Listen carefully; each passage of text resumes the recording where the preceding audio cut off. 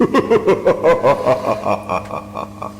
welcome back to the Butcher Shop. Now we're going to talk about like movie games based on like movie franchises and such. So, Brian, what's your first movie game you want to talk about? Actually, I'm going to talk about two Atari 2600 games that I do not own, and I probably will never own them because of how absurdly rare they are. And if you do find them, they're probably just counterfeits anyway. That's Halloween and Texas Chainsaw Massacre. On Halloween, the basic concept of the game is you try to escort children from Michael Myers to like one of the corners or extreme edges of the screen to escape from his grasp. And the other, in Texas Chainsaw Massacre, you actually got to play as Leatherface running around with a chainsaw killing people. Well, until your gas meter ran out, then the game ended. Was that an 8-bit glory? That wasn't an 8-bit glory. That was like 4-bit like Atari 2600 glory. For all you old school people that know what we're talking about, our Atari 2600 didn't have the best graphics. Or any graphics at all. Until like the Coleco came along, I think. And you also had to connect it using one of those little RF connectors with the little prongs that you had to screw in. And then you had to turn your television to the proper channel to hopefully it worked. Yeah. Always channel 3. Channel 3 usually, yeah. So I guess, Friday the 13th for the NES. Yes. Oh, yes. And yeah, pretty much basically had to stop Jason from killing kids. I never usually got too far. I got into the cabin and you had to throw rocks at Jason and he usually killed me. I tried to get further, but it never ended well. The funny part is most people didn't understand that when you were out walking around, a lot of people just walked around the outside of the camp and stuff. You actually were supposed to jump. And that magically made keys and stuff appear that you needed for the game. You know, because you all of a sudden became Mario in the game. But what was said earlier, I want to make note. Remember what was said. In this game, Jason killed kids. Nintendo did not have a problem with that. We're going to be talking about a game later on that's going to do something stupid that Nintendo's going to have a problem with, but they don't have problems with Jason killing kids, which is just hilarious because he never killed kids in any of the movies. Always teenagers, but never kids. I mean, if you wanted to sacrifice innocent children to Jason, thank you, Nintendo. Yeah, thank you. Keep it classy, Nintendo. Then we also have Nightmare on Elm Street for the NES. Where basically you just had to find bones to kill Freddy. Yeah. And also you had 4-player simultaneous action, which I saw some friends do a 2-player simultaneous of it, and that was a catastrophe.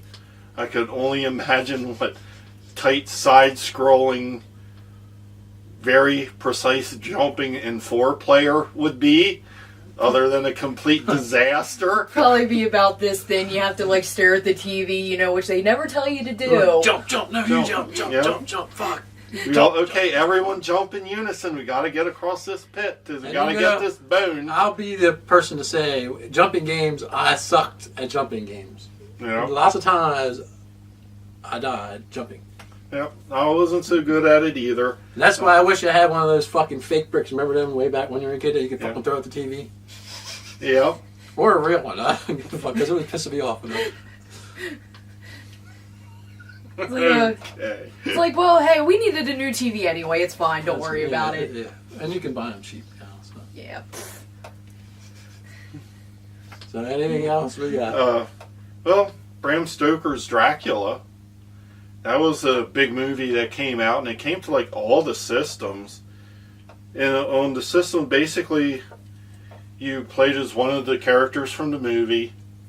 You get to beat up some of the bosses from the movie were the the deadly coach driver and the Dracula's bitch wives, and then you went through 4 forms of Dracula himself, and it was pretty mediocre, shall I say.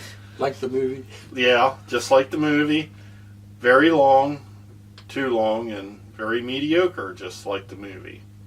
Well, it had Brad Pitt and Tom Cruise in it.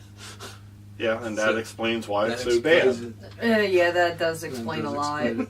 But I got a question for you. Is bitch wives, is that like bitch tits nowadays? Pretty much. Could be, Okay. Could be. Okay, yeah, We're we gonna- just changed the we're words gonna- around a We're little. going to coin that phrase now, bitch wives. I think we're going to coin that phrase. Yeah. Yes. I like it. Yep, all 3 of them. He had 3 bitch Damn. wives. I only had 2. Yeah, but his were all dead before he married them, so I'm not exactly sure how this works. I don't know, because... Necrophilia to the next level? Yeah. Possibly.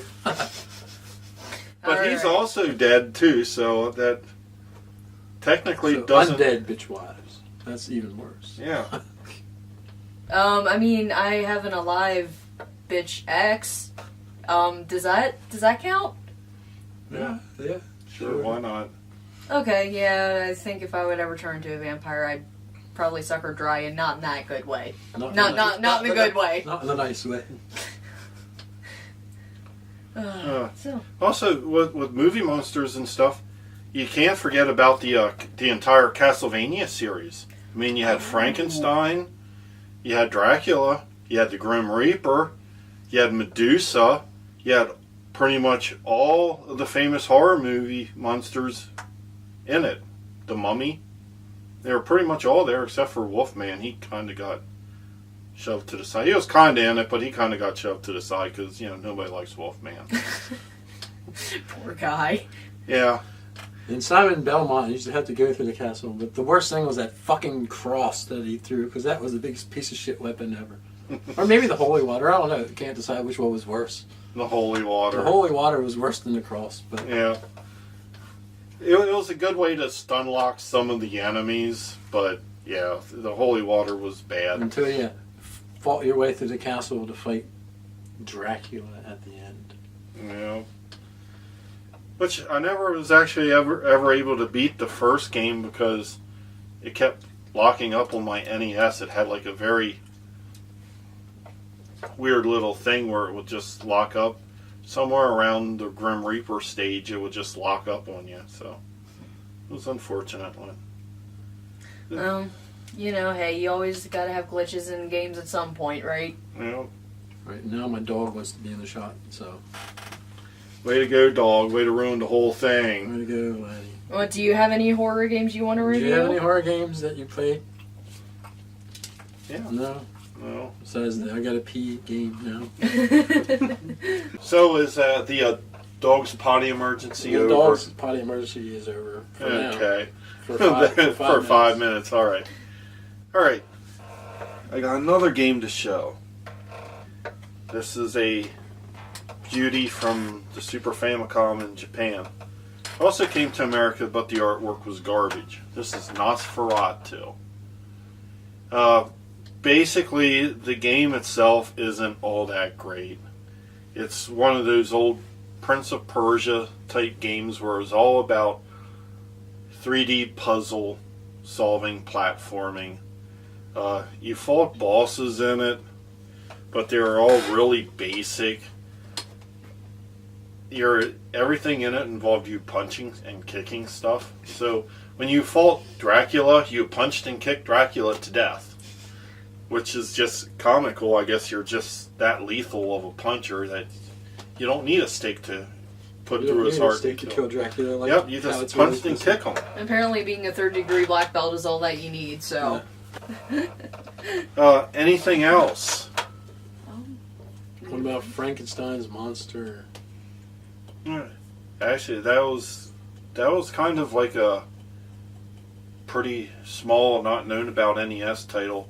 It played a lot like a Castlevania type game, where you got different weapons on your way to fight Frankenstein who somehow had magical abilities and was able to force other monsters to fight on his side. I wonder if it was one part of his body that he had sewn to him. Maybe it was like Houdini's brain or something. Oh, possibly. Figure it out. That'd be Yeah. awesome, right? Or Rasputin. Rasputin or Yeah. That'd be kind of neat. Any Mad Monk type character. Makes sense to me. That's the only thing that could do that, right? Mm-hmm. So, anything else? I don't know. What else we got on the list? Not really much of anything. Well, there was a Dr. Jekyll, Mr. Hyde game, but I think the Angry Video Game Nerds summed that one up pretty good, so we'll just let that one lie. That's pretty much all I can think of offhand. No, that's all I can think of right now. That's All all I right. got. Okay. This is going to be the end of part 2 of this. Brian's from Midnight Gaming Emporium. Jacob Carver from the Butcher Shop. And Courtney, independent horror actress. Signing out.